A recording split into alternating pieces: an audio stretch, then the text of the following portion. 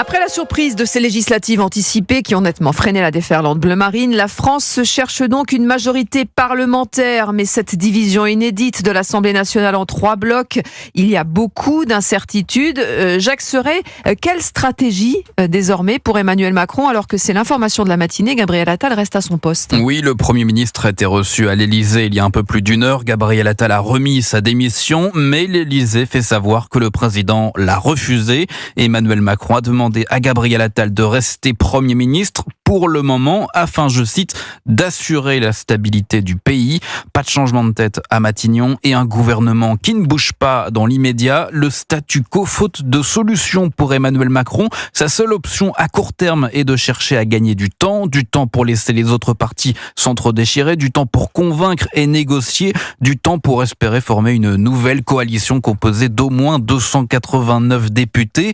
Tout l'enjeu pour le chef de l'État est que le prochain gouvernement ne soit pas renversé par une motion de censure. Le camp présidentiel devrait donc commencer par se tourner vers la gauche, les socialistes, les écologistes et les communistes, en espérant écarter les insoumis. Dans le même temps, certains ministres comme Gérald Darmanin font des appels du pied aux Républicains, ce à quoi Laurent Wauquiez par exemple oppose une fin de non-recevoir. Il n'y aura ni coalition ni compromission, explique le député LR de la Haute-Loire. La clarification souhaitée par Emmanuel Macron n'est pas arrivée à son terme.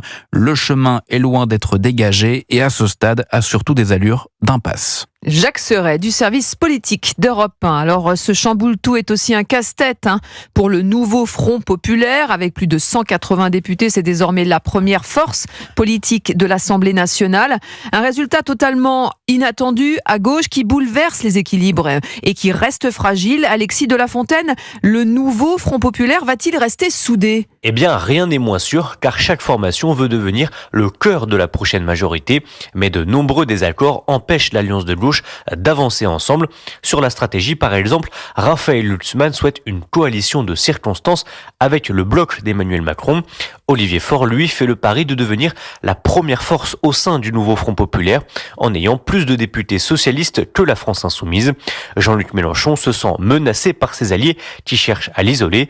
Alors, il anticipe et s'adresse directement à Emmanuel Macron. Premièrement, le président de la République doit ou bien s'en aller, ou bien nommer un Premier ministre dans nos rangs.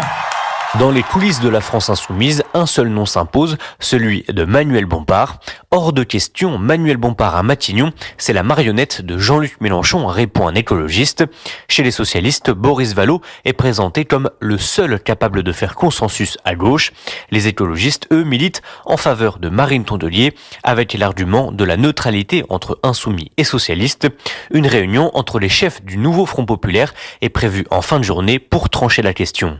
Alexis de La Fontaine du service politique d'Europe 1. Alors le grand perdant de ce second tour, c'est le Rassemblement national, 3e seulement avec 143 députés, c'est 55 de plus que lors des élections de 2022. C'est aussi le premier parti de cette future Assemblée nationale, mais il n'est pas assez puissant pour prendre le pouvoir à Matignon. Alexandre Chauveau, c'est une grosse désillusion pour le Rassemblement national. Oui, et au sein du parti, il y a un mélange de déception et de frustration, car malgré les 10 millions de voix en faveur du RN, les désistements au second tour ont fonctionné. Le Front républicain a été ainsi beaucoup plus solide qu'attendu et est vu comme la première raison de cet échec, même si derrière cette déconvenue se cache aussi un procès en crédibilité adressé au Rassemblement national.